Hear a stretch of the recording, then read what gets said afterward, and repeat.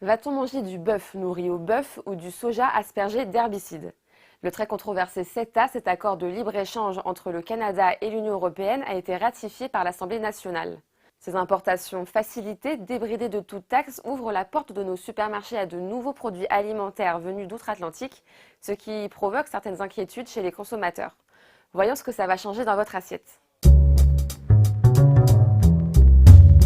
Ça pourrait bien se produire. Au Canada, les éleveurs bovins nourrissent leur bétail avec de la farine animale produite à partir de leurs propres congénères. Il s'agit plus précisément de sang, de poils, de gras de bœuf, chauffés à haute température et transformés en aliments. Bon appétit. Ces farines sont interdites en Europe au nom du principe du non-cannibalisme et pourtant, aucune règle dans le CETA n'indique l'interdiction de l'importation de ce bœuf canadien nourri de cette farine.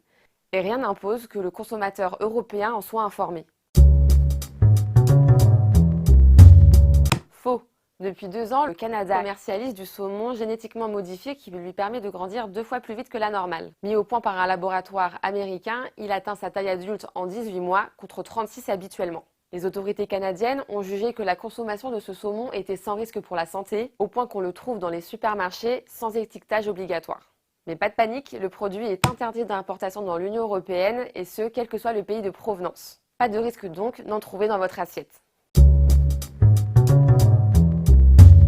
Vrai. Le Canada est le plus grand exportateur de colza au monde. Il a élaboré des points de semences génétiquement modifiées résistantes à l'herbicide, au point d'en faciliter la culture. Leur importation pourrait être facilitée par le traité de libre-échange, mais celle-ci est en fait déjà autorisée. Ce colza alimente surtout le bétail européen, puisque tout produit OGM destiné à la consommation humaine doit être étiqueté comme tel dans l'Union européenne. C'est faux. L'Union européenne interdit l'administration sans objectif thérapeutique de substances chimiques à des animaux en bonne santé et donc des hormones de croissance. Si ces dernières sont autorisées au Canada sur le bœuf et le poulet, le texte du CETA prévoit bien l'interdiction de l'importation de ces produits. Le texte prévoit même de créer des filières canadiennes certifiées sans hormones. Faux. Dans sa lettre ouverte, Nicolas Hulot brandissait le risque d'assouplir la limite maximale de résidus 2,4-D.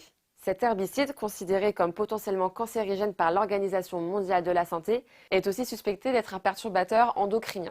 Une information contestée par la Commission européenne chez nos confrères du Point.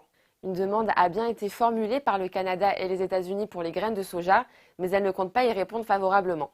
L'institution européenne souhaite maintenir la limite actuelle autorisée, 0,05 mg par kilo, et contraindra donc le Canada à la respecter.